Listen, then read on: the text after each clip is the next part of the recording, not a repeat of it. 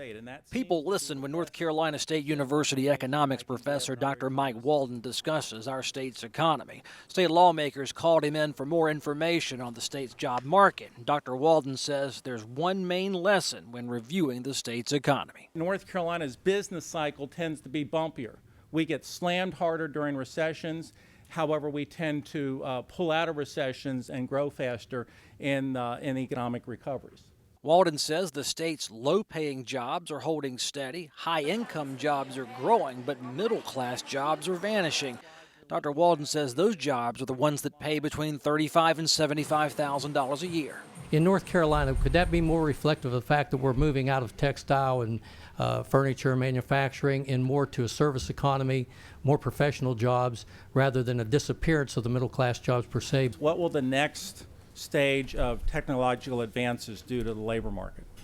I mean, we're now seeing robots being able to think and make decisions, for example, and the vast improvements that have been made in technology. So it's not just those mainstream traditional manufacturing jobs in North Carolina, but there are many service jobs that potentially could be taken by information technology and modern machinery.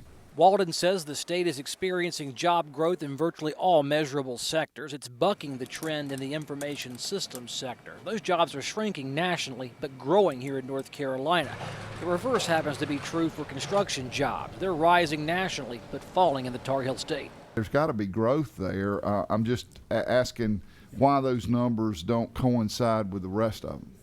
This is statewide, and indeed I have looked at the Charlotte metro area, and you're absolutely right. You have added construction jobs in the Charlotte metro area, but you've not added enough of them to counterbalance the losses in the rest of the state. In particular, curiously, I find this very curious, the Triangle area has shed construction jobs in the last year. Dr. Walden tells lawmakers to expect another 100,000 payroll jobs to come, but he sidestepped the request to offer a grade of the Republican economic policies. North Carolina doesn't control its destiny economically. I would argue about 2/3 of what happens in North Carolina's economy is coming from forces beyond our control, national forces, international forces. So I'm not going to give a grade to any administration or any policy, but I think we have experienced a subpar employment growth rate in this recovery, but most states have also.